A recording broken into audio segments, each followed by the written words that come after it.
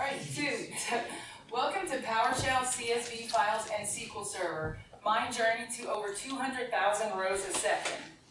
What if, by the time I was finished with this sentence, PowerShell can import 1 million rows from CSV files to SQL Server? It would be totally awesome, and in today's session, I'll show you how I did this. So on the agenda, I want to ask you guys a few quick questions. Who uses SQL Server here a lot? Oh, wow, awesome. Who uses CSV files a lot as well? Okay. Who uses SQL PS? I knew it. All right, about 50%. And who uses Runspaces? All right. Hopefully it's going to be everyone by the time we leave. All right. So on today's agenda, I couldn't really break it down. It's a journey. There's a lot to cover, so I'll be speaking a little fast, but if I speak too fast, please let me know. Also, please check out the slides for my presentation yesterday as well as today's presentation. I do try to pack the notes with a lot of information, so if somebody downloads it from like SlideShow or whatever, they won't feel like they're missing out on a lot. So where did this journey all begin? I had a coworker who walked in and he was like, hey, I have this 9 million row CSV files filled with longitude and latitude data. Would you be able to import it? And it had been a while, so I went through my options. And I was like, well, there's the import and export with. And it always errors out. And then I went to BCP, but sometimes that requires a format file, kind of sucks. And he was, as I was thinking, he was like, hey, I'll just do it in Java. I'll take this file and I'll write it to 4 other files and I'll bring it in that way. And I was like, oh my God, I'll just do it in PowerShell. I bet there's something like import CSV, pipe that to export SQL Server, but bomb, totally not even close. CSV files and import CSV don't really get along well together. So the problem is, first, memory exhaustion with really large files, 1 gig and above. And that's because prior to a recent version of PowerShell, it suffered a pipeline memory issue. The data would go through just fine, but it would log so much that would overflow the memory. So you could also assign it to a variable, but when you do that, import CSV is a collection of objects. So a 1 gig CSV file will turn into 8 gigs of RAM. The good news about that, I don't want anybody to be like, oh, it's not this good thing, but it is. This collection of objects makes it really awesome for working with smaller files, as everyone knows here, because almost everybody uses it. The next problem is speed. I looked at about 5 or 6 things, and the slowest was the Visual Basic Philo text file parser. It was really solid and it was reliable, but it was slow. And import CSV, doing nothing, just going through one file, was the second to slowest. So it took 18 seconds for 1 million rows. Next was the Lumen CSV Reader. This is a data reader interface, and it's supposed to be the fastest on the market. This still took 7 seconds. Next is Get Content, which is pretty impressive at 5 seconds, but System.io.StreamReader was the fastest at 1 second. So when I started this journey, I wanted to set my goals. My first goal was that I wanted it to be purely in PowerShell. I didn't want it to be a wrapper around BCP or the DTS Wizard or SSIS, and I didn't want to handcraft NET SQL, even though it might have been just as fast. It's kind of a hack, and I didn't want to do it that way.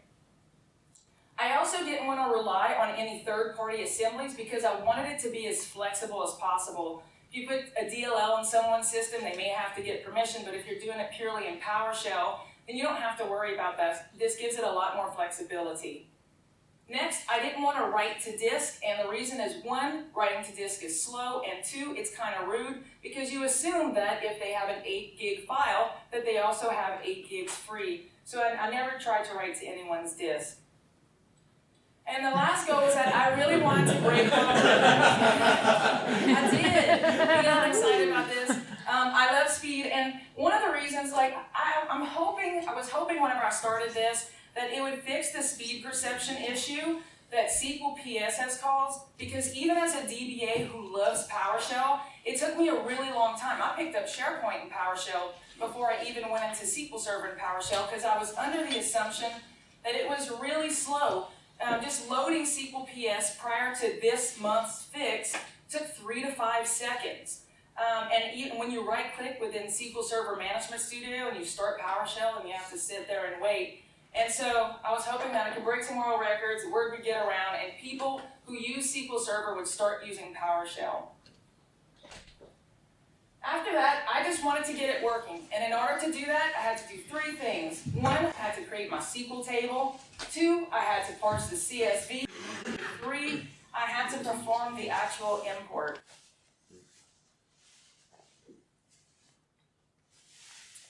So we're going to look at some code for when I first set up the SQL table.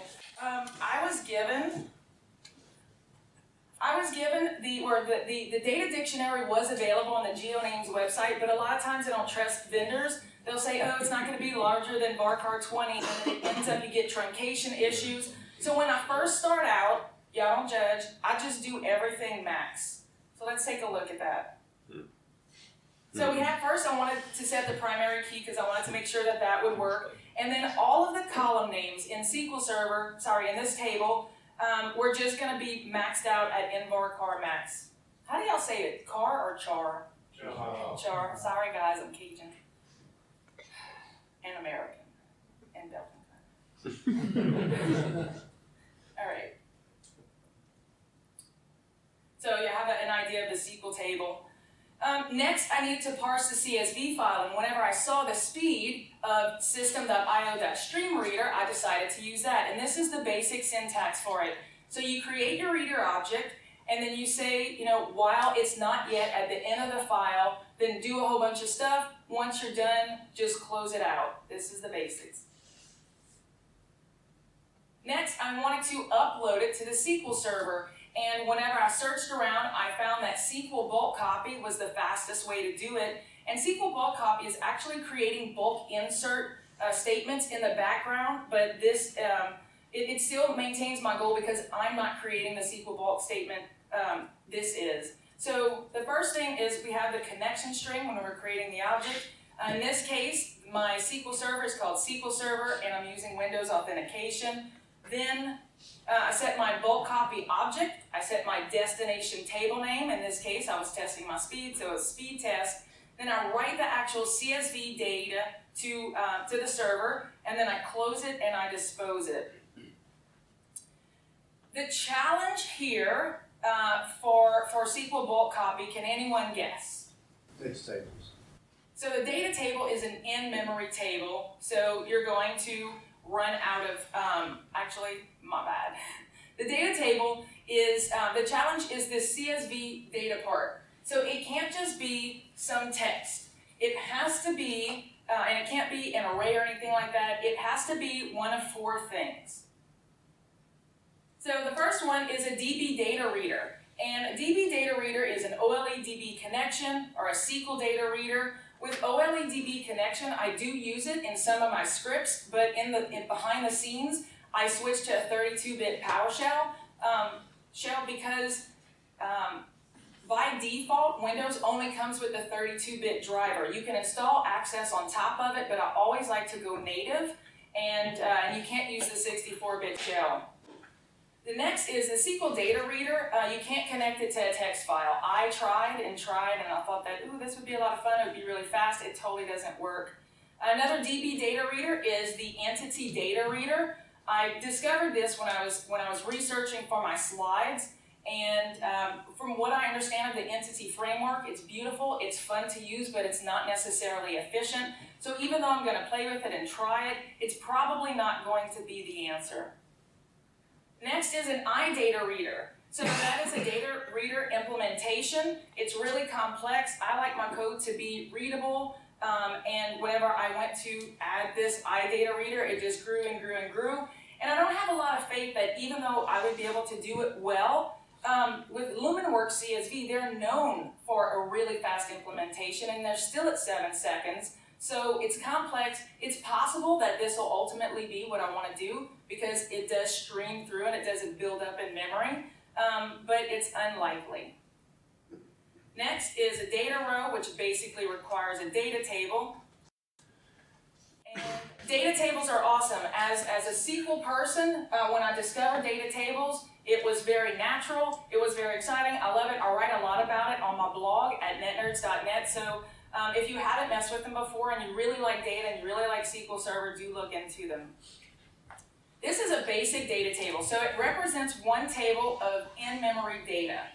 And so first you create your object, and just like SQL, then you add a column, you add another column, and then you populate your table with a row. In order to do this, you add a new row, and then you populate the row, and then you add it to the data table. So the problem with large files and data tables, since they are in memory, is that you run out of memory. If you load up this huge, 1 gig, 8 gig file into a data table. So we're going to look at some code that's prone to memory exhaustion. Not bad, sorry guys.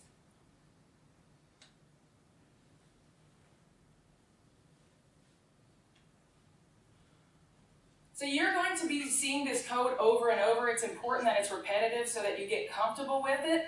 And then whenever I get to kind of the scary part at the end, you'll already be comfortable with this part and more willing to accept the faster part.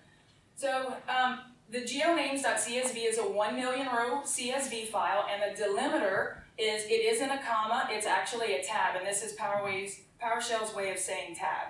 So first we create our data table, and this should look familiar. So we're adding each of the columns much like we did with the SQL table itself. So here's the SQL table that we created, and here's the data table that we created. This doesn't have any data types because it doesn't need it. When I tried it with accurate data types, it didn't impact the performance either way. So I just left it. Next, we're going to look at the reader. We're going to open our file, and then we're going to go through each of these 1 million lines. And so anything that happens here happens 1 million times. And if there's going to be a speed issue, it's going to occur right here.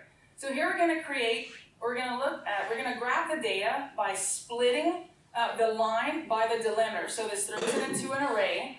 We create our row, and then we populate each of the columns with all of the data. Once we're done with that, we add that row to the data table. That happens all through the entire thing, and it'll actually work for 1 million rows, but it won't work for 9 million rows. Oh, I had 8 gigs of RAM at the time. Once you're done, you close the file, and then here you create your SQL bulk copy object. You set your bulk copy timeout to 0, which is infinite because I don't care how long it takes. I just want it to work. And then you set your destination table name, and then you write that to the server, and you dispose of everything. So that is prone to memory exhaustion. How do we prevent it? I thought about what my friend said, how he wanted to cut that file into 4 and then process it that way, but again, I didn't want to write to the disk, so I batched it in a different way.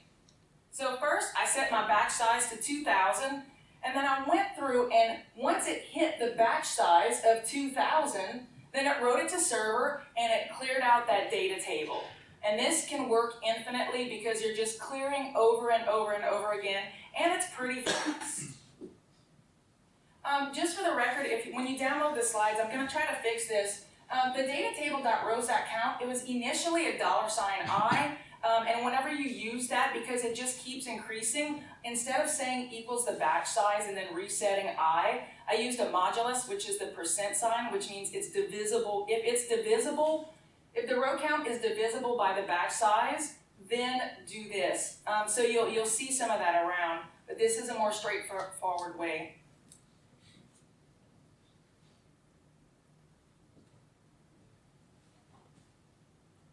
So let's go look at code that is not prone to memory exhaustion. And again, you guys are going to have to bear with me as I go through this over and over again. So now we have the CSV file with the tab delimiter. We have the batch size. I set it to 50,000. Now I found that anywhere from 50,000 to 70,000 worked well. It really depended on the day. One day 100,000 was performing best. Another day it was 50. I just decided on 50,000.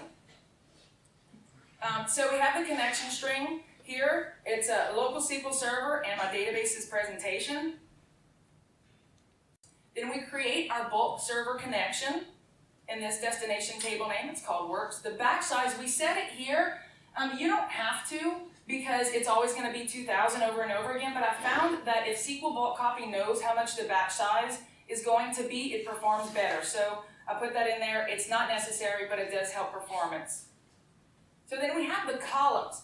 Whenever we're creating the columns before, if you remember, I specified them one by one, but it makes that script particular to that CSV file. Instead of doing that, what I did was I grabbed all the columns, so I grabbed an array by getting the first line, and then I split it by the delimiter, and then for each of those columns, I just did a generic add, and I set it to null so that I didn't see the output. So I started my stopwatch, and then I went to the reader, and here I did add in this, and it's because I wanted to start keeping track of the time and as they were going through, and I needed that I there.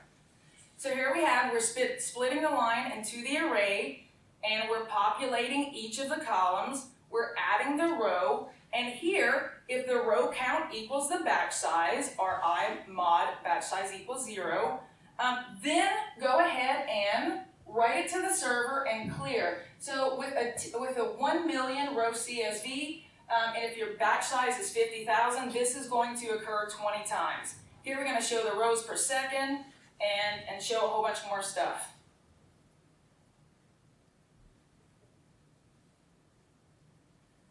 This script that just works, it uploads 11,822 rows a second. It works, thank you, but it's nothing to write home about. My notes say boo. So making it faster. I'm not a huge fan of one-liners. I know some people might write the most ridiculous, one-liners, and they're not one-liners in spirit. I do understand though that if you bring it down and you do it all in one shot, then a lot of times it'll be faster. So I explored for quite some time on how to take that really long, create the new row, populate each of the things in it, and then add it to the data table. Instead of doing all of that, you can do it all in one space. Now there's enough, all in one line, and now there's enough space to show you here. And this gave a huge increase in performance. And again, if the row count is the batch size, write it to the server and clear it. Let's go look at the faster code.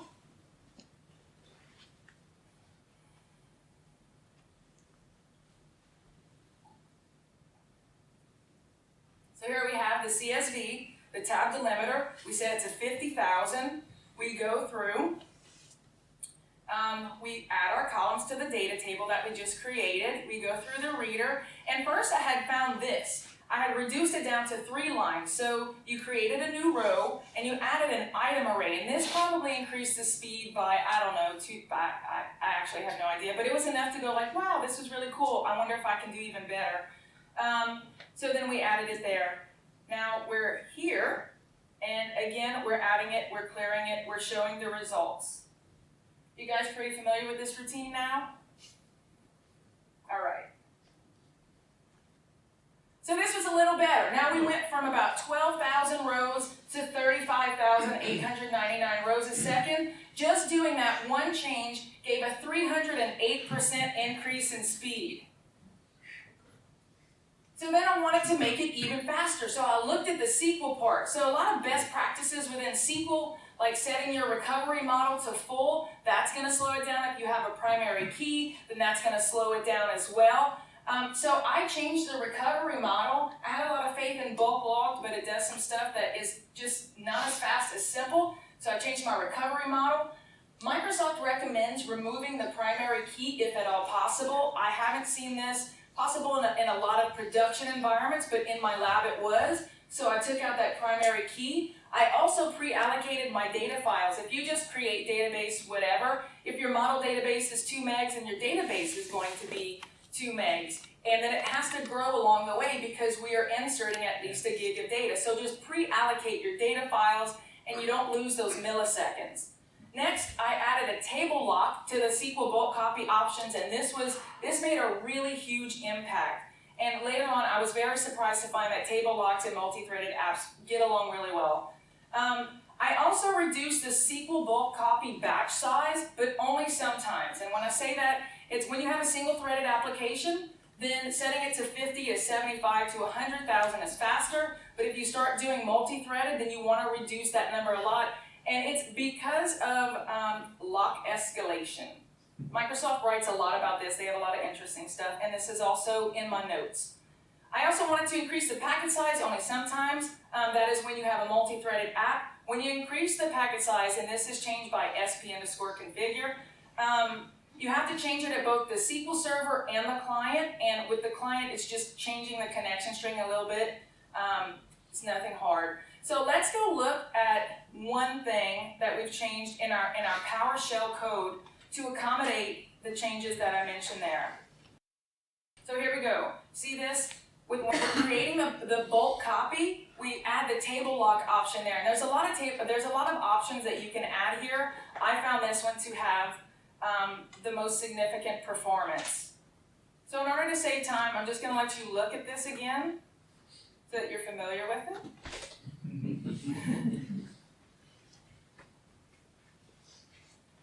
So this jumped from 12,000 rows initially to 51,600 rows a second, and that gave a 141% increase in speed. So now we're at a 436% overall increase. So I wanted to make it even faster, and I knew that I had to go look at the data type. So we're always told as DB programmers, watch out for your data types. And larger data types are slower, and it was really cool. I had read about this 100 times, but I had never done any performance testing on it. And I found that, varchar 5 char, I'm going to try really hard for you guys. Varchar 5 is a lot faster than varchar 200, and varchar max, which a lot of programmers just love to do because they're like, I don't know SQL, I'm just going to make it max. It's crazy slow. So you can have a 120 meg file with one varchar max, and that takes longer to import than a 150 meg file with no varchar max. So let's go look at more accurate SQL code.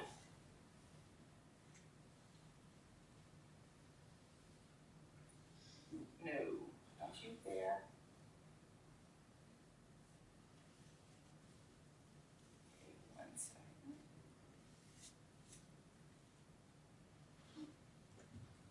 Okay, all right, thank you. So now we're going to scroll down. We have more accurate data types. I downloaded the data dictionary and I listened to what GeoNames actually had to say, and I made it closer. The problem was that there was still one in varchar, and I didn't want it. So what I did was I changed it to another real-world data set. This is a customers table that it has real-world data, but it doesn't have that varchar max. And what I did to kind of compensate was I did go from a 120 meg file to 150 meg file because I didn't want to come across as cheating.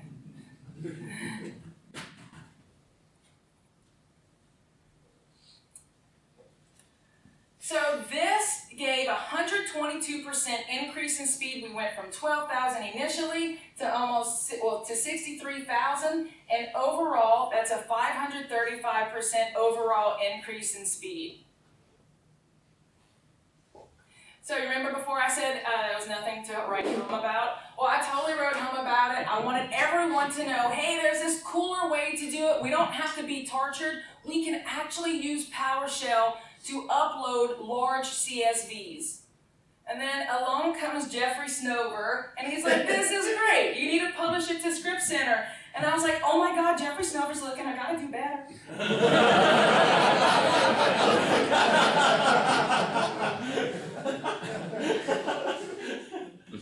So I looked into how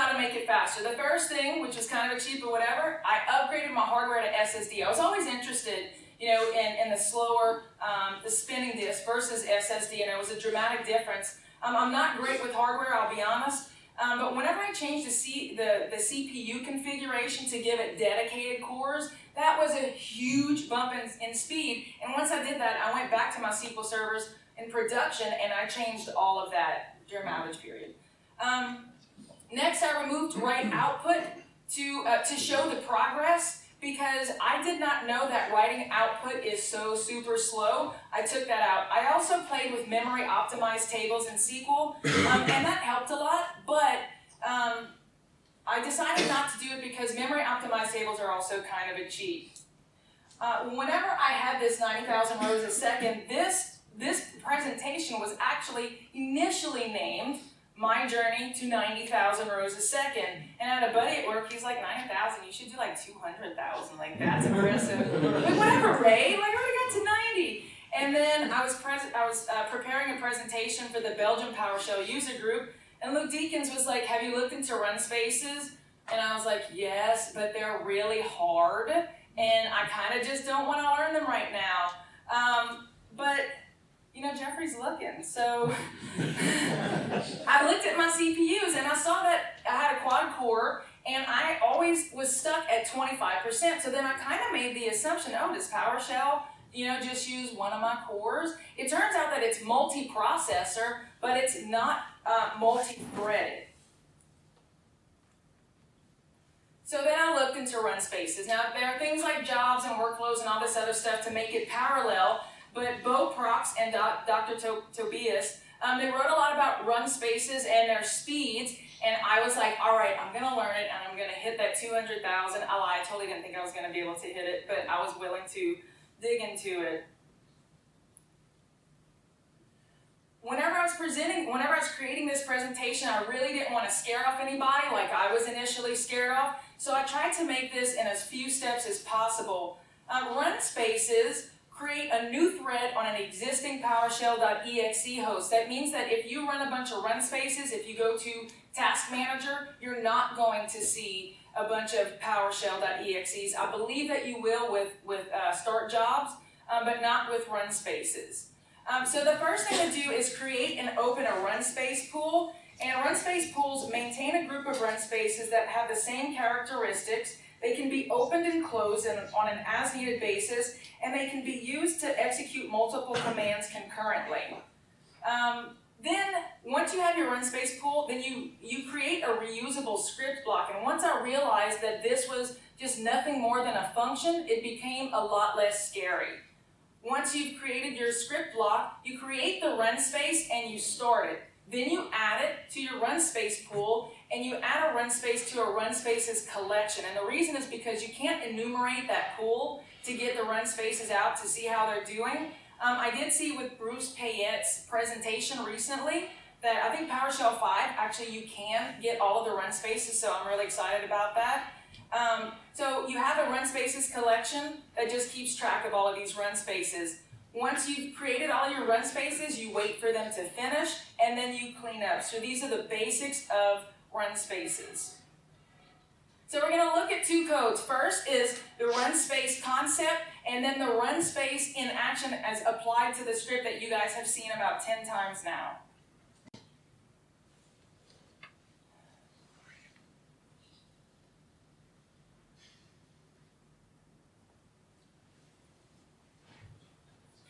So first, we're going to create our Runspace pool. Now the 1 and the 5, that's min threads and max threads. I tried crazy numbers like minimum 10 million threads, maximum 50 million threads, and 1 and 5 worked for me. With the apartment state, you can pick between MTA and STA. I just tried both of them, and I found that MTA worked the best. So then we open our pool, and we create our Runspaces collection so that we can start adding stuff to it.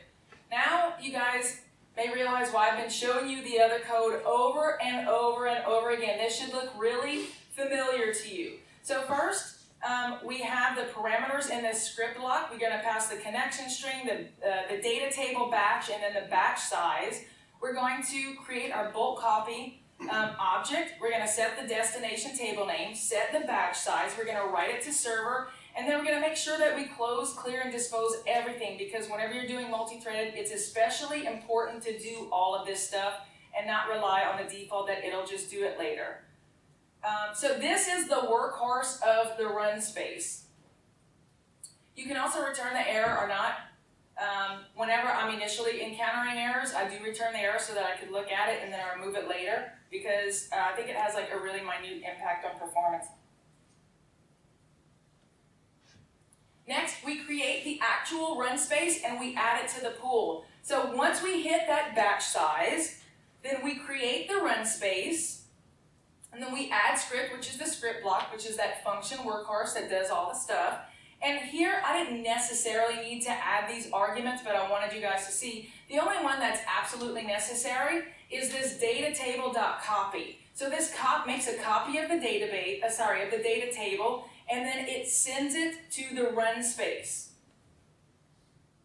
I initially tried to just have the data table because I didn't want to make a copy, because what is that doing? It's slowing it down.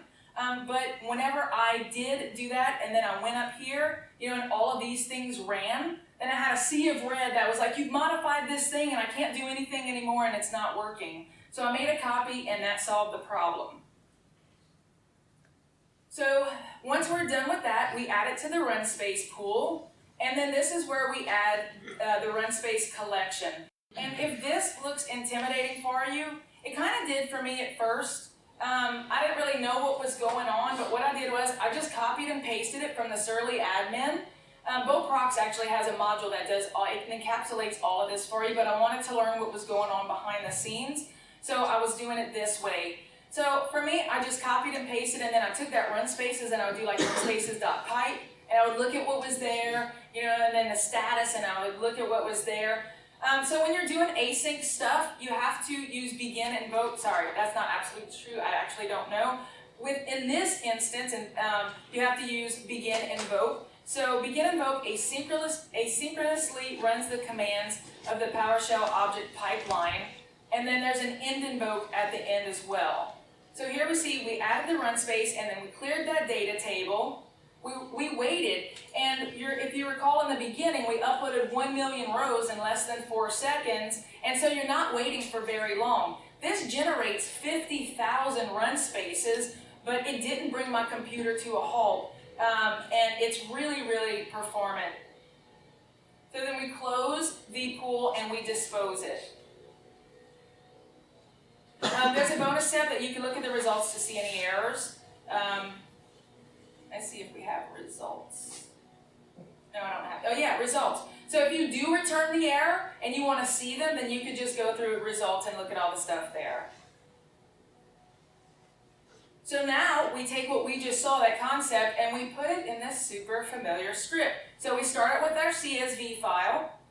We have our tab delimiter. We have our connection string, and now that we are using multi-threading, we're going to change the packet size on the SQL Server, which you can just do by right-clicking SQL Server, going to Properties, and changing it there. It doesn't require a restart or anything like that. So you also have to change it on your client. You change it here.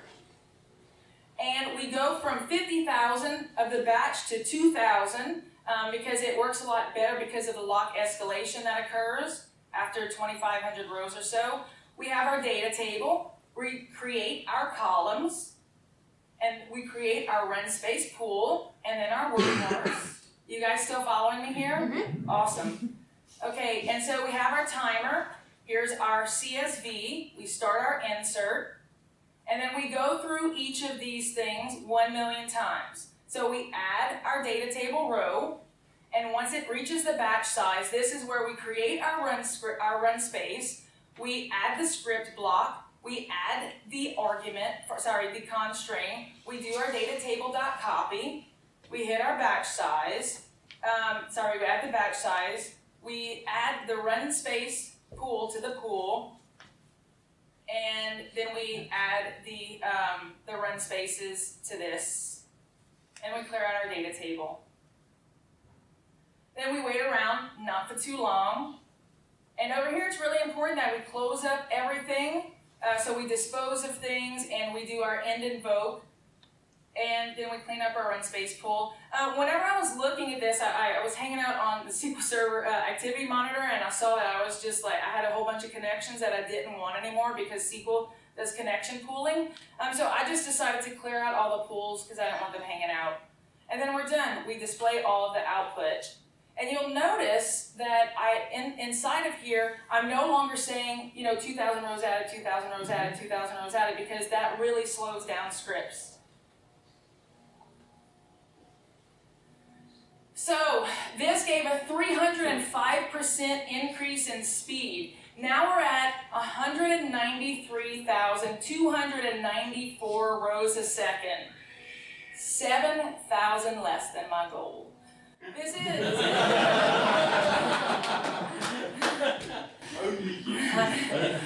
So this is a 634% overall increase in speed. What do CPUs look like? So now that's looking good. That's a lot better, right? Our CPUs are working really hard.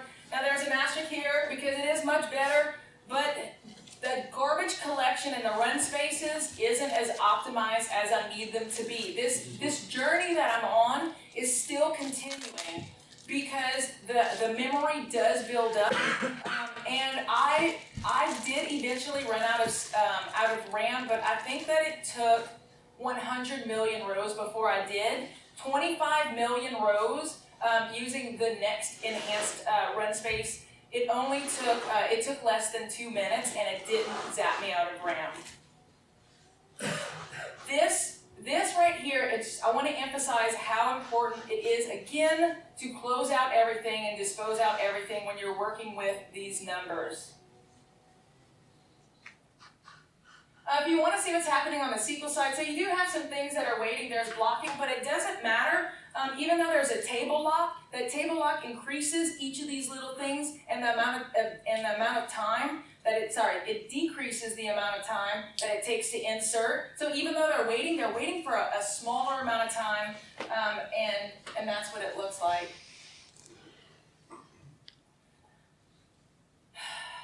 So this isn't fast enough yet because I'm still 7,000 down. We're gonna go look at code at an even faster run space. And what happened here was I looked at that .copy and it killed me because I'm sure I timed it like a million times, and I'm just like, that's taken too long. And I was trying to think of so many ways to do it. You can't, so a .copy copies over the schema and the data. A .clone wouldn't be the same because that's just copying over the schema. I was at a loss. I was talking to my buddies at work. We're discussing how this could potentially be solved. And then I reached out to some MVPs, and Dave Wyatt suggested this, and it was brilliant and exciting. So you want to go through this one more time with me? All right, so we're going to go through. I'm going to skip down. So what he proposed, oh my God, you do send the entire data table. Can anyone guess what happens a couple lines down instead of me doing a data table .clear? It's cool as hell. All right. So we overwrite the object with a shell of itself, and this freaking works. It was, oh my God, it was so exciting. So we had data table equals data table.clone. You create a whole new data table object, and you're not messing with what's inside of the run space. Brilliant. All right. So,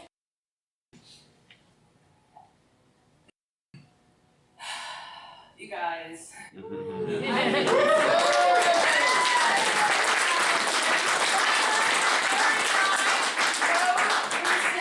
That was 120% increase in speed for an overall 1,898% increase in speed. Can anybody tell me what I hate about this slide? It's not 2,000%. Exactly. This is gonna work. No, you didn't. Thanks, man. I actually bought these confetti guns. for this, and they were awesome. They like sprayed you guys with confetti, but they sounded like gunshots. And so that would go over well in America, probably. It wouldn't go over as well here. Especially done now. Exactly. So, oh my God, where's Pat is here?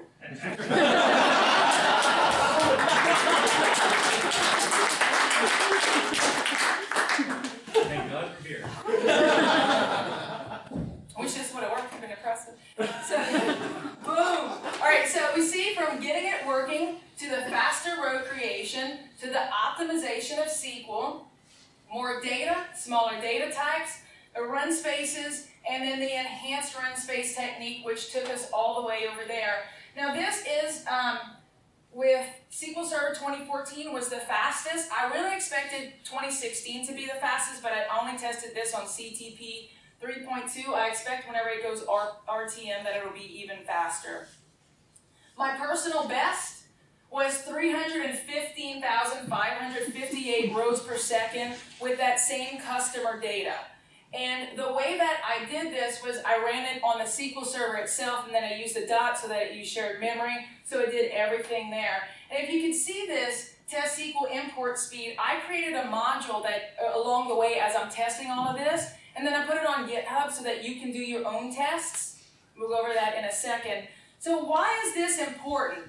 This journey made me a better programmer. It changed the way that I code forever. And it's going to change the way that my other code is going to be coded as well, because I'm going to go back once I have time and I'm going to put Runspaces in all of my other modules, and they'll be even faster, well, where appropriate.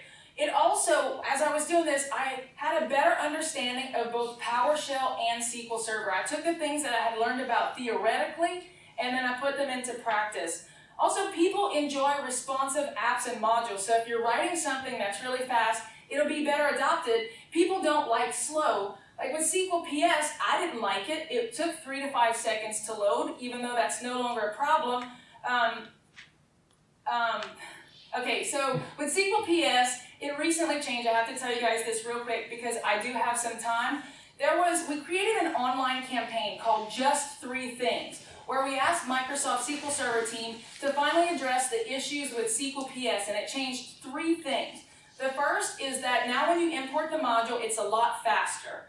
And the reason is because it was making an inefficient PowerShell call, so we changed that. We suggested it in the connect item to do it a better way, and it's a lot faster. The next is that it complained about unapproved verbs. I don't want to see that whenever I load a module. It kind of makes me not want to use the module. So we suggested that they change the name. We proposed the names that they should change it to, or consider.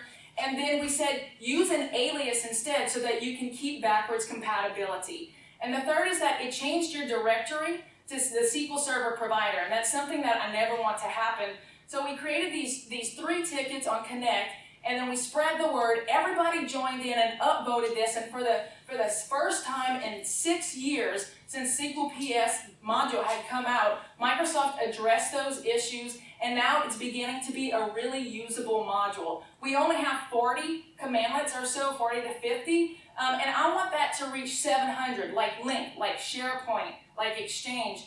And so at the end, I have some little advocacy information. I want you guys to join in at sqlps.io/vote, and it's a Trello board that you can go and upvote the commandlets that you would like to see. So the last one is that this is solid proof that PowerShell and SQL Server is fast.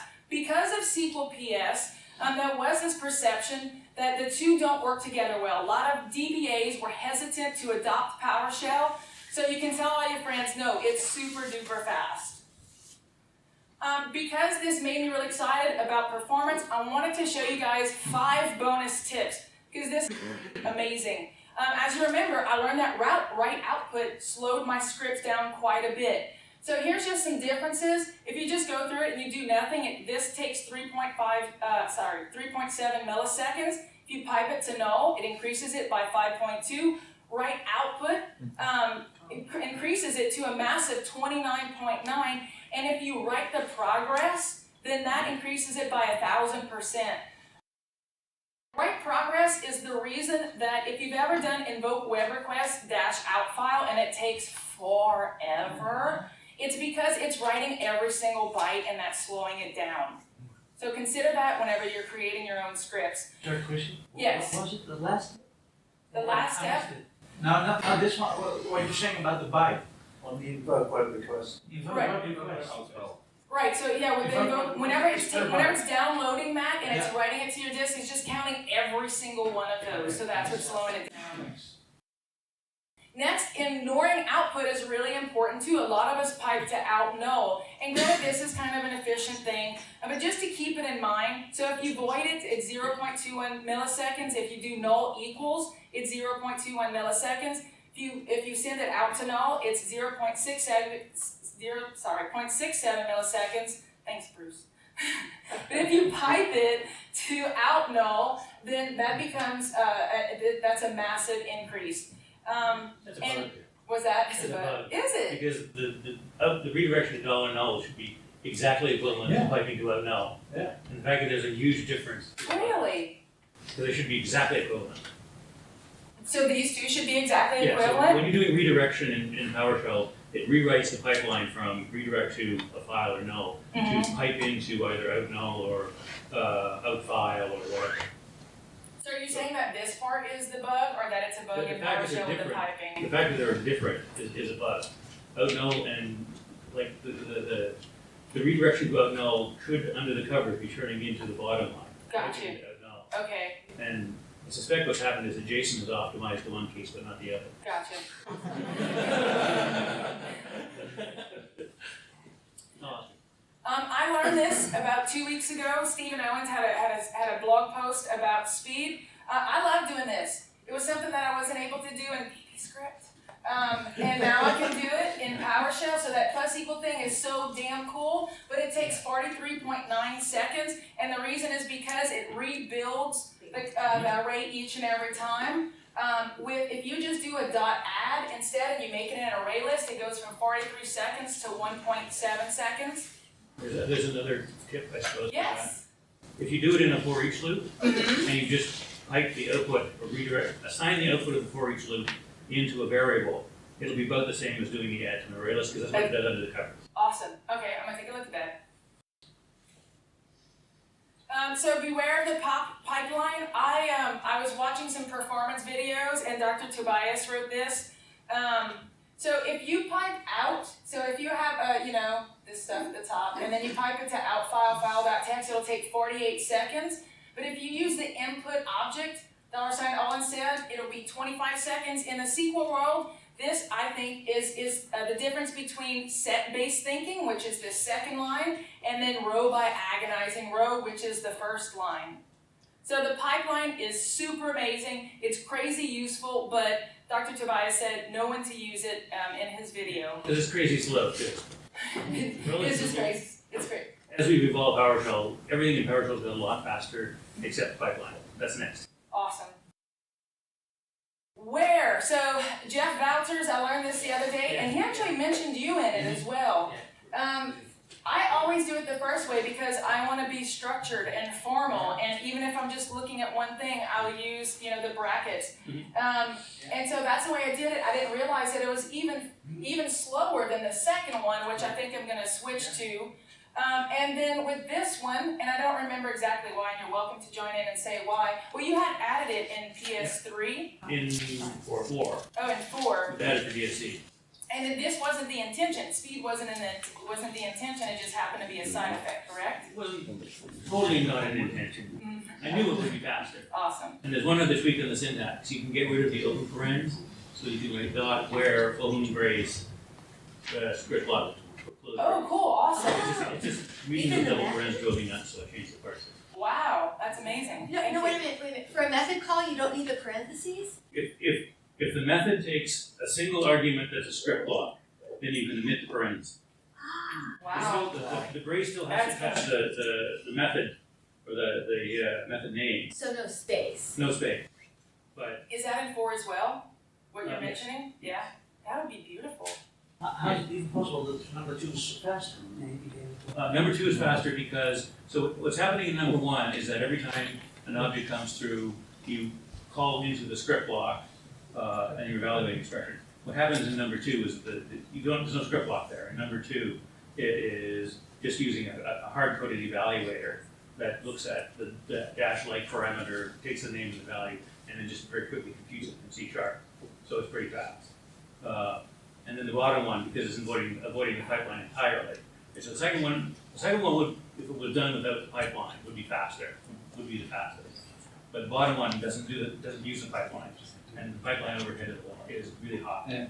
Oh. And that's one of the reasons why I was suggesting that if people use classes, then you can use method dispatch rather than function dispatch, and method dispatch is a great deal faster. Awesome. So you don't want to write, you don't obviously want to write everything that way. You don't want to write end user experiences, but you can do all your logic with classes, and then service commands that use those classes. Kind of just like you do in C#.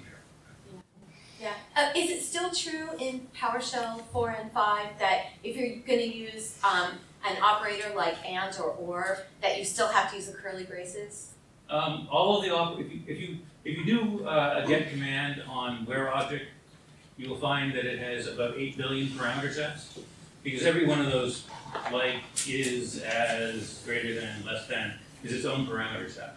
No, I'm thinking that if you have multiple criteria for Oh the yeah, where, yeah, you have a little. you Yeah. have to use Yeah. you have to use the curly braces. Can you still use the where method? Yeah, you use where method. The where method is the sort of behavior is the same with where object and the where method. They both take identical script blocks. You can use and you can send messages to carrier pigeons that put each whatever. You So can do the anything only you want thing- in the script block. Yeah. So the only thing you can't do with multiple criteria is the second one. Right. It's exactly limited. Sorry, Chrissy. Thank you. No problem. If you can take that and write it out for me, because that's Yeah. all I couldn't follow.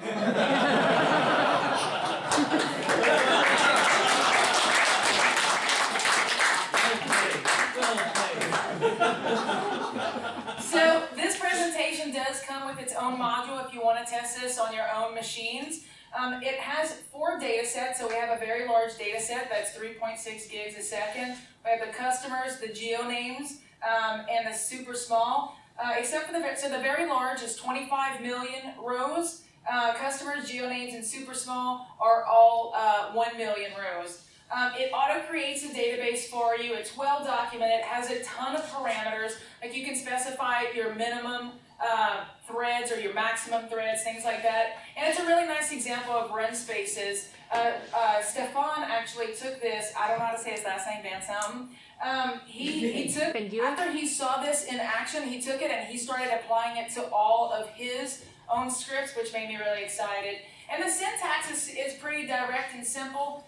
You can just do test SQL import speed and then send it to the SQL Server as long as you have permissions to create a database. All of this is going to work. You can download it here, but again, I recommend that you download the slides. I'll be adding what Bruce said and then posting it later on too.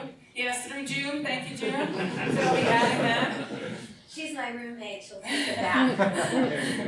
If you just want the presentation code, the stuff that you saw, if you saw I was doing it in Visual Studio, I do have PowerShell SQL, the CSVs, and I believe the Visual Studio solution. Or you can just get the PowerShell and SQL files at these links. What's next?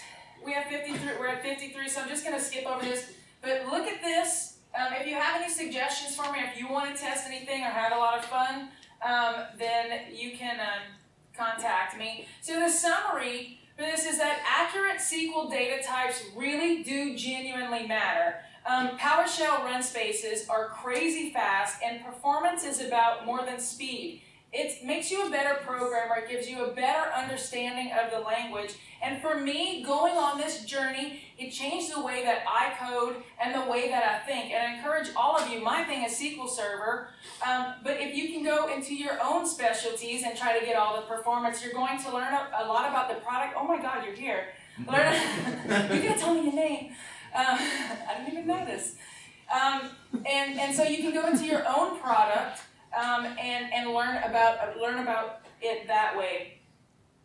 There's a lot of resources. So we have the SQL import speed test. We also have Bo Prox's Posh RS job. He also has a PowerPoint called The Art of Runspaces and a couple other things. I am co-lead for the SQL Pass PowerShell virtual chapter. We have a lot of really fantastic presenters coming up. And so if you would like to join our chapter, the link is here as well. So for the next steps, there's that. If you have any questions, please.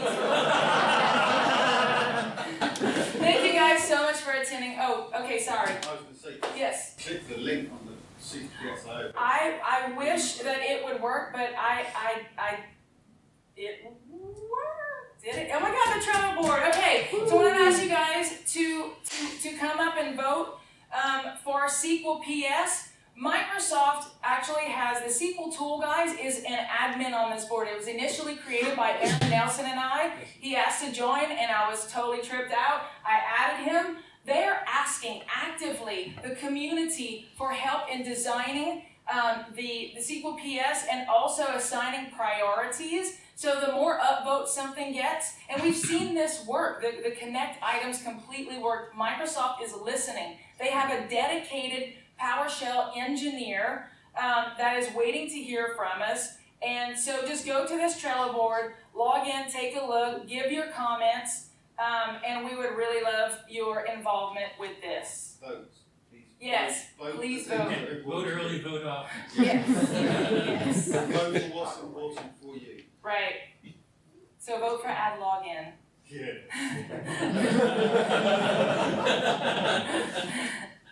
Any questions? I know. Any questions, guys? Next goal, 500,000? My next goal. Man, that's a good question. I didn't even think about it. I would say I'm just gonna go for a modest 300,000 rows a second. Now this didn't break any world records, but what it did was it's the same performance as Microsoft's native tools that people say, hey, do this. It's super crazy fast. It's a really great way to import your stuff. And so I was able to get on par with what Microsoft internal people were able to do. The best that we can do. Using PowerShell. It's awesome. So next time that somebody tells you need C# to make it fast, not true. Always. Yes. You just said talked about SQL PS, that it's becoming faster, etc. Are the commands faster as well? Did I notice that when I use SQL CMD, for example, with T-SQL scripts, Right. it's more than 5 times as quickly as using SQL PS? That is, if you can add that comment to the board, they are listening to what we are changing. So that hasn't been addressed yet. But if you go, you comment, you upvote, you tell your friends to upvote, you know, the ones that it matters to, then they will address that. That's all. All right, thank you guys so much for attending.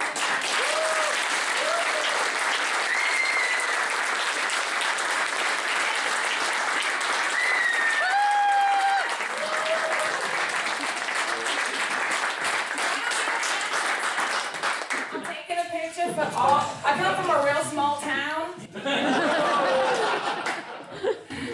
Thank you guys so much.